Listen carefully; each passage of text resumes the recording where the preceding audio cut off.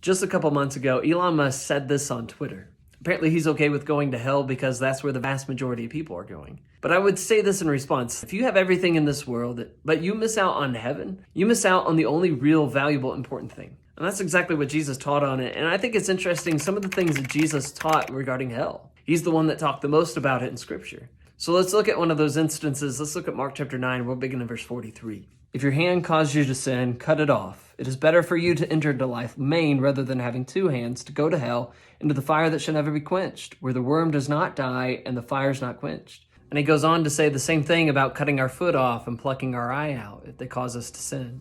And here's what I think we can take from it. Number one, hell is a real eternal place. And you're going to get people down in the comments that say, well, use the word Gehenna. That just means the worst thing that we can face after this life is the grave. And Jesus does this all the time in his teachings. He'll use physical realities, things that they would know, to help teach them spiritual realities, things they wouldn't know. And so if you were a Jew and you heard the word Gehenna, you would think about all the dead bodies of the criminals that were thrown out there, all the piles of trash that were thrown out there.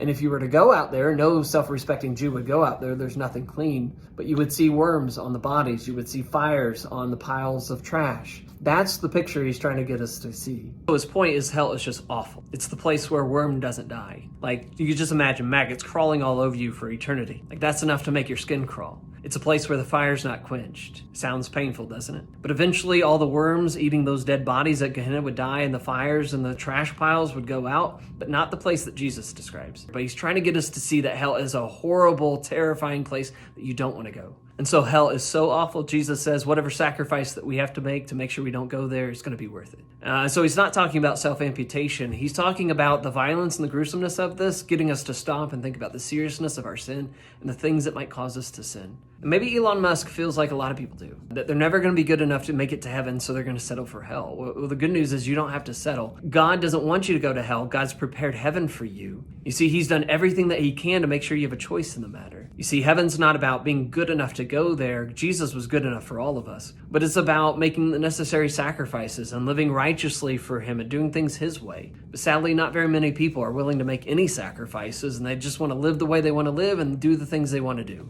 And so let me hear your thoughts and comments. Comment down below.